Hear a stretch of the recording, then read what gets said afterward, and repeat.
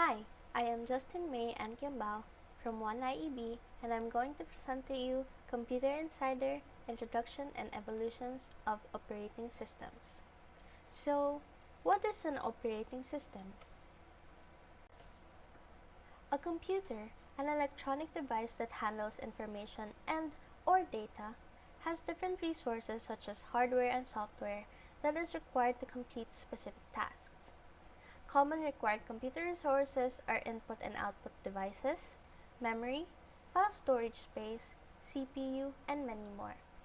The operating system acts as one of the resource manager of the said resources, and it assigns them to different programs and users where they are necessary to perform tasks. It also acts as an interface between the user and the computer itself. Operating system plays a vital role inside the computer since it is needed in order to run the programs in the system. An operating system, or often called OS, is considered as one of the most important resources in a computer. It is a software which communicates with other computer resources to allow different programs to run. It acts as the computer's manager since it manages most of the computer's memory, processes, softwares, and hardwares. Operating system also serves as a bridge between the user and the computer. Without an operating system, a computer is useless. Evolution of operating system. The early evolution. During 1945, ENIAC from Moore School of Engineering, University of Pennsylvania was discovered. Originally announced on February 14, 1946, the Electrical Numerical Integrator and Computer, or ENIAC, was the first general-purpose electronic computer. The ENIAC was a revolutionary piece of machinery in its day. The School of Engineering and Applied Science is proud to have on display 4 of the original 40 panels of the ENIAC located on the ground floor of the Moore School building. The artifacts represents approximately one-tenth of its original size.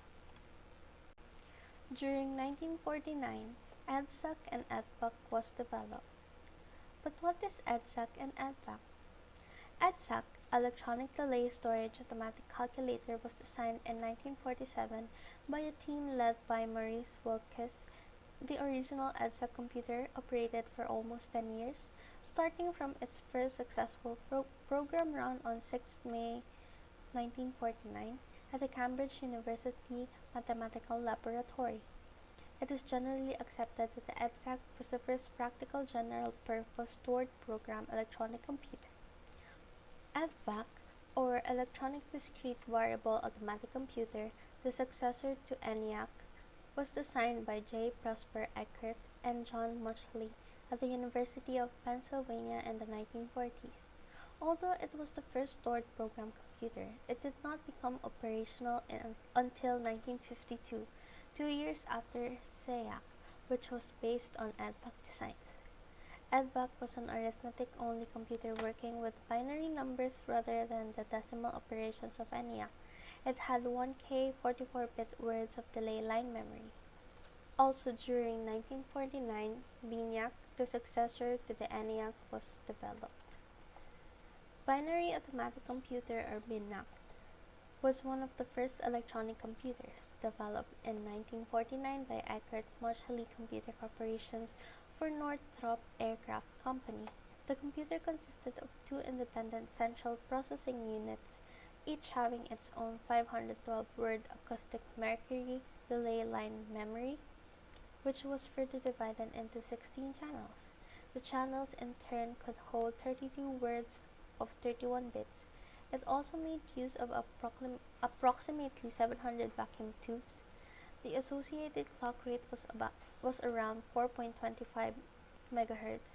New data or applications could only be entered into the computer manually and only in octal with the help of an 8-key keypad. During 1951, UNIVAC by Remington was created. UNIVAC, the first commercially produced digital computer, is dedicated. The search for mechanical devices to aid computation began in ancient times.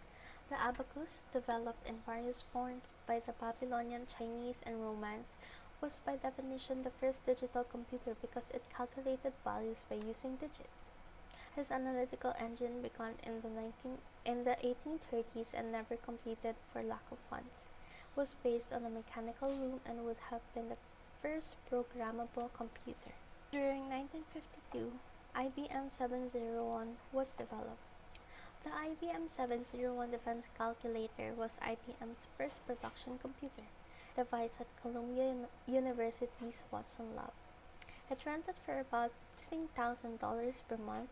In all, 19 units were manufactured. The first unit was installed in 1952 at IBM headquarters in New York City, replacing the SSEC. The 701 came in 11 pieces. During 1956, there was this called the interrupt. Interrupts are a vital part of sequencing a modern computer. They were developed for exception handling and were later applied to input and output events. And last, for the early evolution, during the 1954 to 1957, Fortran was developed. Fortran, in full formula translation, computer programming language, created in 1957 by John Backus, that shortened the process of programming and made computer programming more accessible.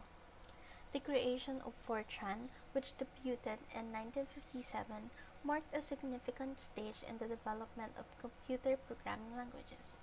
Frustration with the arduous nature of such programming led Backus to search for a simpler, more accessible way to communicate with computers. Operating systems during the late 1950s.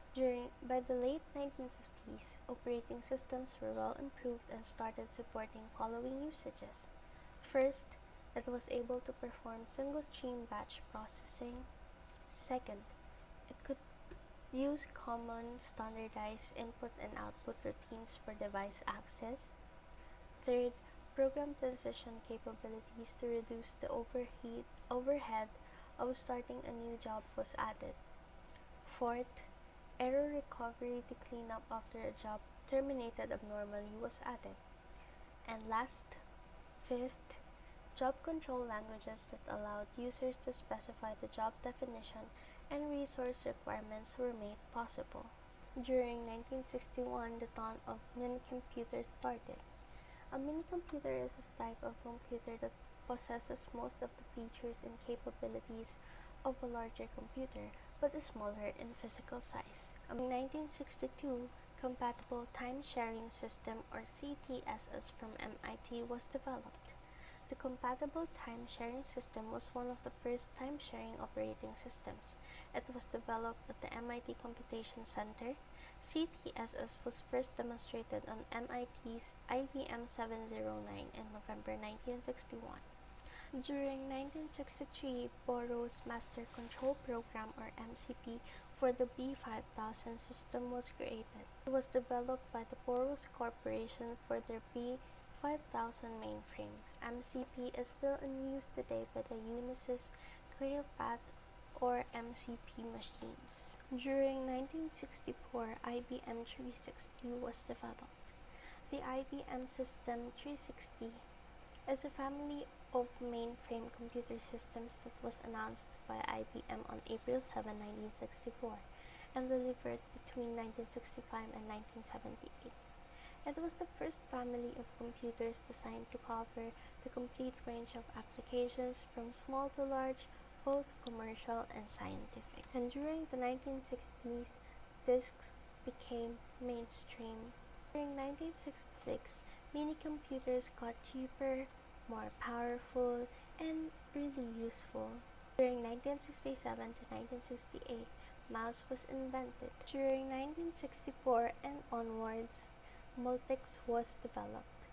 Multics, or Multiplex Information and Computing Service, is an influential early time-sharing operating system based on the concept of a single-level memory. And last, during the 1960s, the Unix time-sharing system from Bell Telephone Laboratories was developed during the 1969.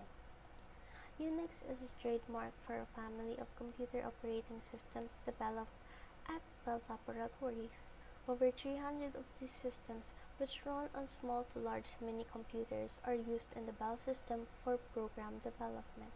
Papers in this issue describe highlights of the Unix family, some important uses, and some Unix software tools. Supported operating system features by the year 1970s. Multi-user and multitasking was introduced. Dynamic address translation hardware and virtual machines came into picture. Modular architectures came into existence, and personal interactive systems came into existence also. During 1971, Intel announces the microprocessor. What is a microprocessor? A microprocessor is an electric component that is used by a computer to do its work. It is a central processing unit on a single integrated circuit chip containing millions of very small components including transistors, resistors, and diodes that work together. During the year 1972, IBM comes out with VM, the Virtual Machine Operating System.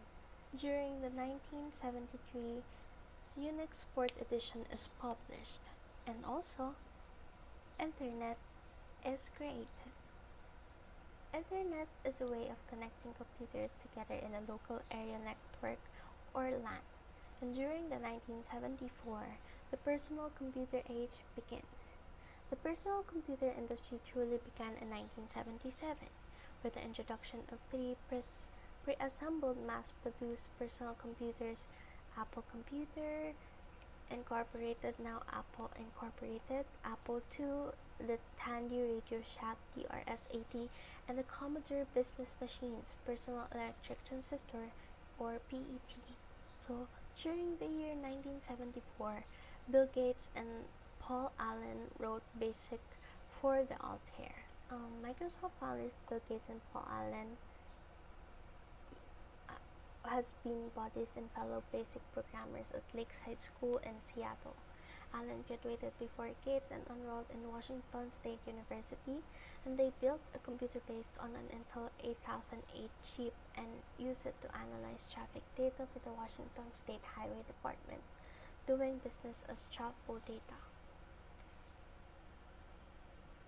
And Microsoft moved from Albuquerque to Bellevue, Washington in 1979. It incorporated in 1981, and a few weeks before, IBM introduced its personal computer with Microsoft's 16-bit operating system MS-DOS 1.0.